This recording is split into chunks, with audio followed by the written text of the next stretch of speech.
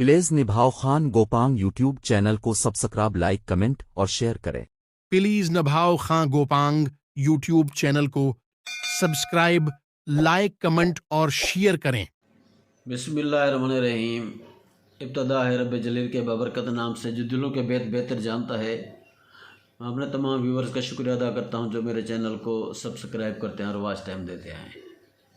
नाजरीन, आज का मौसम बड़ा सुहाना है और ठंडा है।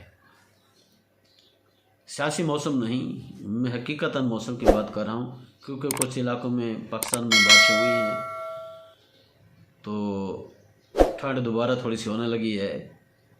और दुआ करते हैं कि यही ठंडक इंसानों के दिलों में पड़ जाए जो सियासत की जंग के लिए मुल्क को दाव पर लगा रहे हैं, और ये ठंडक कुछ गर्मी में तपिश में तब्दील हो जाए जो गैरत ईमानी के लिए तब्दील हो जाए गज़ा और फ़लस्तीन के मुसलमानों की इमदाद करने के लिए। लेकिन इम्कान नज़र नहीं आते कहीं भी, क्योंकि जो ज़मीनी मौसम है बारिश हो सकती है, ये तो इम्कान आता है मेरे रब की तरफ से। वैसे तो हर काम मेरे रब की तरफ से होता है, लेकिन इंसानों पर भी कुछ ज़िम्मेदारी अल्लाह ताला ने ऐड की हैं।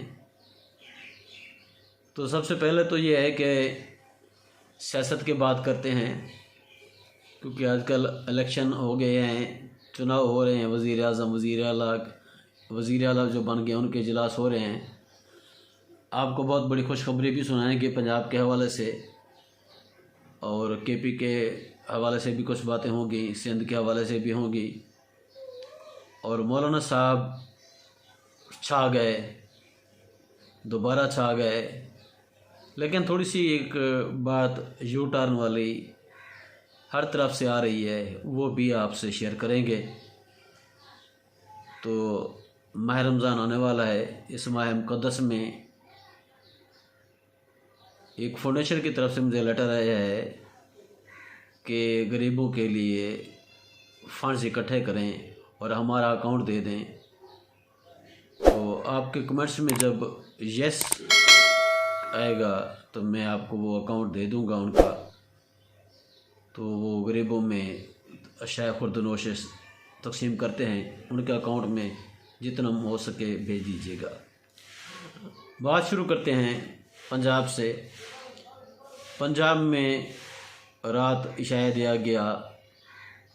कल पार्लियामेंट हाउस में नवाज शरीफ ने तकरीर दी कि इशाया मियाँ शहबाज शरीफ की तरफ से तमाम पार्टियों को जो इत्तेहादी पार्टी हैं दिया गया।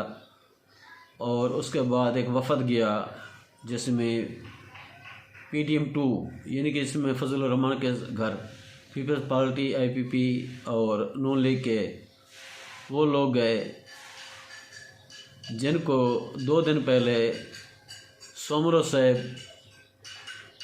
साहब एक बहुत बड़ी हस्ती हद रखते हैं, उसमें हैसियत रखते हैं जमीयत में, उनके काफ़िले पर लाठी चार्ज हुआ सिंध पुलिस की तरफ से। उन्होंने बिलावल को, जरदारी को बुलाया, SP को जो कुछ कहा वो भी आपने सुना होगा।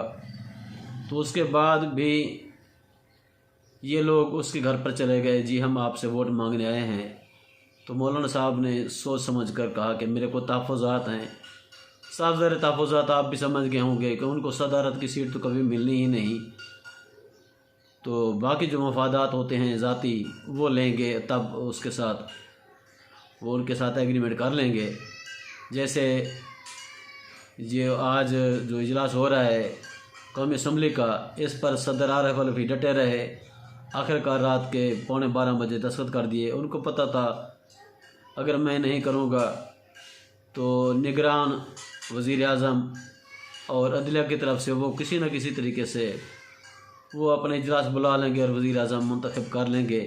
और उन्होंने सीटों की बंदरबांट भी कर ली है, वजारतों की बंदरबांट कर ली है, और कौमी असम्बली में भी जो सीटें हैं उन्होंने पहले लिख दिया है कि यहाँ पर नवाज शरीफ बैठेगा, यहाँ पर जरदारी बैठेगा, यहाँ पर शहबाज शरीफ बैठेगा, यहाँ पर अपोजिशन की तरफ से हामिद रज़ा खां और दूसरे अरकान बैठेंगे। लेकिन KP के असम्बली में 1000 से ज़्यादा मेहमानों को पास अलाट किए गए, गेस्ट को, और कुछ बग़ैर पास के भी आए गए। वहाँ एक गहमा गहमी धक्का पेल और लड़ाई झगड़े का माहौल हो गया। किसी ने घड़ी दिखाई, किसी ने लोटा दिखाया, किसी ने जूते दिखाए एक दूसरे को। तो उस बदनज़मी से बचने के लिए आज कौमी असम्बली में किसी को पास नहीं दिया गया, सिर्फ़ जो कौमी असम्बली के मेंबर होंगे वो अंदर दाखिल होंगे। लेकिन शुनीद में आया है कि पीटीआई आज़ाद हमायत याफ्ता जो हैं वो शायद अंदर दाखिल ना हों, लेकिन मे भी हो सकता है कि वो भी दाखिल होंगे। किसी वक्त भी वो अपना एक फ़ैसला तब्दील कर सकते हैं। ऊपर से जो उनको जेल में से जो आर्डर आता है और आपस में बैरिस्टर गौहर की तरफ से और अली ज़फ़र की तरफ से उम्मीद है कि पीटीआई वाले जाएंगे ज़रूर अंदर से। तो बात हो रही थी कि सिकंदर मिर्ज़ा से लेकर अय्यूब खान तक, यानी कि सिविलियन से लेकर एक मार्शल लॉ जो जिसे आमिर कहते हैं, डिक्टेटरशिप कहते हैं। मैं तो आर्मी की कदर करता हूं, लेकिन कुछ लोग इनको डिक्टेटरशिप का नाम देते हैं। ये लफ्ज़ मुझे मौजू नहीं लगता। यानी कि जो भी जर्नेल आए या सिविलियन वज़ीर आज़म आए वो ख़ुद पाकिस्तान की तरफ से मुंतखब या चुनतखब होकर नहीं आए, वो आलमी ताकतों की वजह के अमेरिका समेत बाय डिज़ाइन होकर आए हैं और आज तक आते जा रहे हैं, जिनमें से इमरान खान भी शामिल है। 40 साल नून लीग और पीपल्स पार्टी ने हुकूमत की और हर बार आवाम को बेवकूफ़ यही बनाते हैं कि हम बस हमें हुकूमत मिलेगी तो हम आपको महंगाई से निकाल लेंगे, पाकिस्तान को तरक्की के मनाज़र पर ले जाएंगे। तो इसका सिर्फ़ एक लफ्ज़ में मैं आपसे रिज़ल्ट आपको बता देता हूँ कि बांग्लादेश आज़ाद हुआ हमसे और हमसे तरक्की भी कर गया, आगे निकल गया है। उसकी वजह सिर्फ ये है कि हम सिर्फ़ बातों की हद तक हैं, अमल दरामद कुछ नहीं होता, सिर्फ़ अपनी जेबें भरते हैं, चाहे वो किसी जमात के भी हों। उनको मुसल्लत किया जाता है पाकिस्तानी अवाम पर, पाकिस्तानी गयूर लोगों पर, लेकिन जो है ना वो किसी को मुंतखब नुमाइंदे कभी आज तक नहीं आए। तो ये जो लोग मुसल्लत किए जाते हैं उनकी तरफ से डिज़ाइन किए जाते हैं, आलमी ताकतवर इदारों की तरफ से और ताकतवर मुल्कों की तरफ से।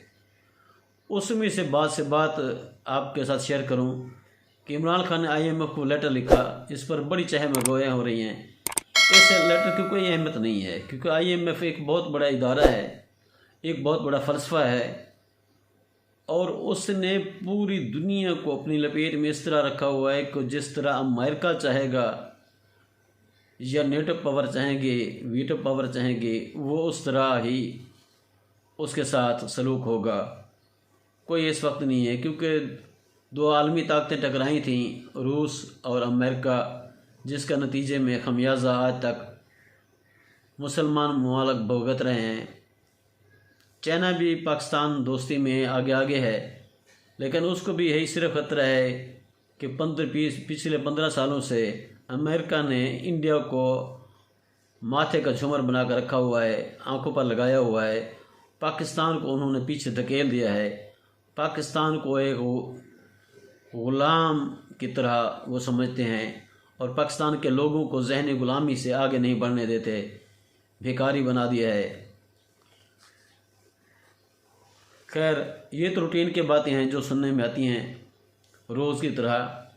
PTI को मखसूस नशस्तें मिलने का इम्कान बिल्कुल नहीं है, क्योंकि काफ़ी कवानीन ऐसे बनाए गए हैं जिनमें रद्दोबदल रात के 12 बजे 3 बजे हो जाती है। उन्होंने दरख्वास्त तो दायर कर रखी है, लेकिन इम्कानात नहीं हैं कि सुन्नी इत्तेहाद कौंसिल की वजह से उनको मखसूस नशस्तें मिल सकें। पंजाब असम्बली ने एक बहुत बड़ा रिलीफ दे दिया। मोहतरमा मरियम नवाज़ साहिबा ने वज़ीर आला पंजाब बनते ही 358 अरब 358 अरब रुपए का मेरे ख्याल में मेगा मिनी का लफ्ज़ तो मैं नहीं कर सकता, मेगा जो बजट पेश कर दिया है, लेकिन ख़जाना खाली है। ये अवाम के ऊपर टैक्स लगाकर अवाम से वसूल करके फिर अवाम पर ख़र्च करेंगे और उसमें से अपने लिए कितना बचाएंगे ये हुकूमत, ये आपको अंदाज़ा है 40 साल से आप भी भुगत रहे हैं।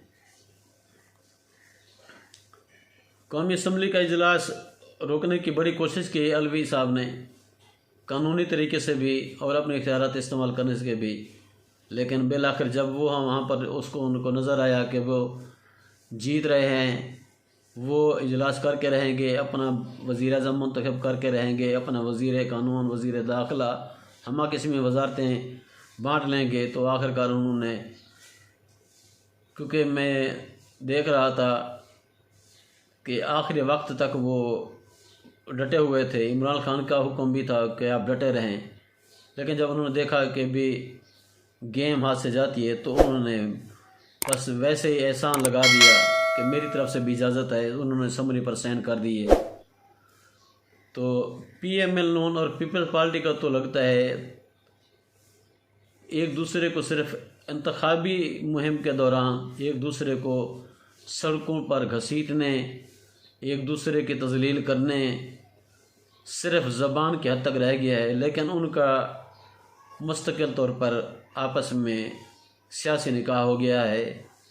आगे उनकी औलादें मौजें करेगी, पहले 40 साल वो ख़ुद कर चुके हैं, अब से जो नज़र आ रहा है आगे का इंडिया, क्योंकि PTI को बिल्कुल उनके जो काफ़ी जो है कारकुनान वो जेलों में हैं, चेयरमैन खुद जेल में है, वाइस चेयरमैन जेल में है, कारकुनान जेलों में हैं, उनको इतना आगे ले गया है, उनके साथ शिद्दत पसंद इतनी की गई है, तशद्दुद किया गया है कि वो आगे आकर पार्टी का नाम नहीं लेंगे। PTI तो मेरे ख्याल में आहिस्ता आहिस्ता ख़त्म हो जाएगी और पीपल पार्टी और नून लीग जो आलमी ताकतों की तरफ से हमारे ऊपर मुसल्लत हैं, ये एन दबे मुसल्लत होंगे और जैसे बादशाही निज़ाम होता है वो बादशाही निज़ाम होगा। मशरक़ी पाकिस्तान गंवा बैठे, अगर यही हालात रहे तो गुर्बत की वजह से मेरे ख्याल में मुल्क पाकिस्तान में बहुत बड़ा एक अजीब सा समा होगा। कौम को भिखारी इसलिए बना दिया कि किसी ने अपनी वज़ाइफ के वो निकाल दिए तरीक़ाकार कि हम 25,000 वजीफ़ा देंगे नून लीग का इंतजाम कम आमदनी वालों को। बेनज़ीर इनकम सपोर्ट प्रोग्राम दुनिया का चौथा बड़ा प्रोग्राम है, उसमें बहुत बड़ी करप्शन हो रही है। तो ये सब ये मिली जुली बातें जो की हैं आपसे, वो ये है कि पाकिस्तान में आज़ादी राय भी नहीं है और डिक्टेटरशिप भी नहीं है।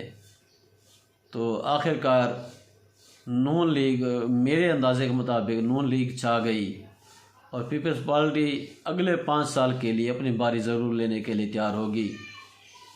मेरे अंदाजे के मुताबिक ये है कि ये 5 साल असम्बली पूरी करेगी। छोटी मोटी रुकावटें तो होती रहेंगी, ये कौमी असम्बली और Punjab assembly, Sindh assembly, Balochistan assembly, KPK PTI की तरफ से ये सारी असम्बलियाँ मुद्दत भी पूरी करेंगी। तो उसके बाद पीपल्स पार्टी अपना वज़ीर आज़म बिलावल भुट्टो ज़रदारी को उन्होंने तैयार कर रखा है और आलमी ताकतों से भी उनकी बातें हो गई हैं और मुक़्तदर हलकों में भी उनकी चहम गोयाँ हो गई हैं, यानी कि उनकी डील हो गई है कि अगला वज़ीर आज़म बिलावल भुट्टो ज़रदारी होगा। अल्लाह ताला पाकिस्तान का हामी नासिर हो। अल्लाह ताला आपको सलामत रखे। पाकिस्तान जिंदाबाद। मिलेंगे अगले व्लॉग में, जैसे अपडेट मिलेंगी आपके साथ अपडेट शेयर करेंगे। अल्लाह हाफ़िज़।